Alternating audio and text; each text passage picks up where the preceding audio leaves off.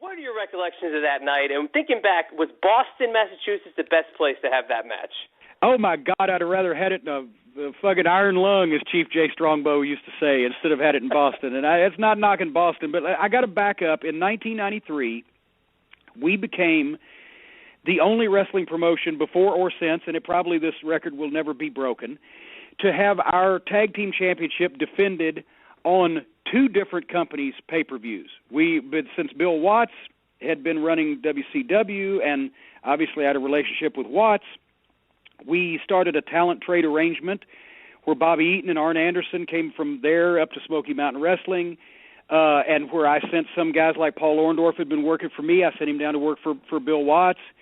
And we ended up on Super Brawl that year with the Rock and Roll Express versus the Heavenly Bodies in Asheville, North Carolina. And that match tore the house down because it was Asheville, North Carolina, and they were obviously, not only were the Rock and Roll Express huge there, so was myself and Bobby and Stan. We were right next to the Smoky Mountain territory, so people could get our TV if they tried. And plus it was a wrestling crowd. And then, of course, Watts left. I didn't trust anybody else in TBS, so we left also, and that deal was over. And then it was just a few months later that I got a call from Bruce Pritchard, Tom's brother. He was working in the WWF.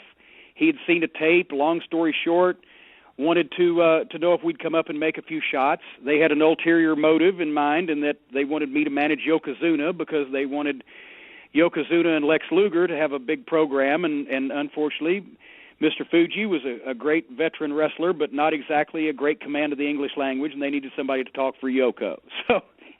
So off the Heavenly Bodies went to the WWF, and we wrestled the Steiners for the WWF Tag Team title at SummerSlam in Detroit, which is another great old wrestling town, and had a great match with the Steiners. Actually, I believe it was called the highlight of SummerSlam 93. Look it up on the network if you people get a chance out there.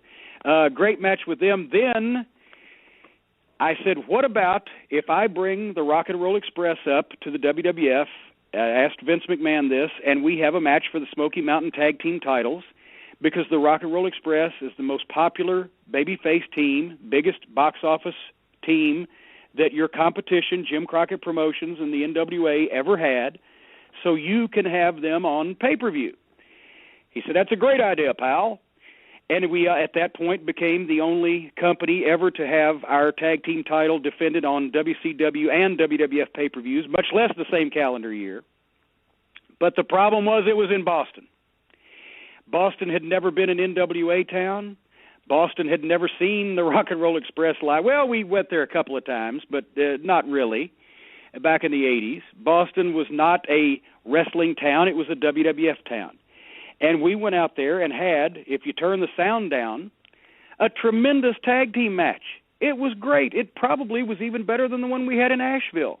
And the people sat on their hands, and I couldn't believe it. And then then what made me realize I was in the bizarro world is right after we got out of there, they hit the music, and here comes Doink the Clown and three midgets dressed like clowns too, and the people roared.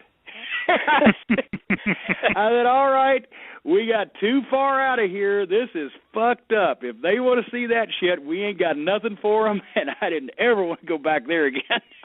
And I like Boston for the food, and there's some fine fans in Boston, but they weren't there at Survivor Series that night because they saw a wrestling match and shit on it, and they cheered three fucking midget clowns and a normal-sized clown. It was fucking sad, but that's what the WWF did, unfortunately.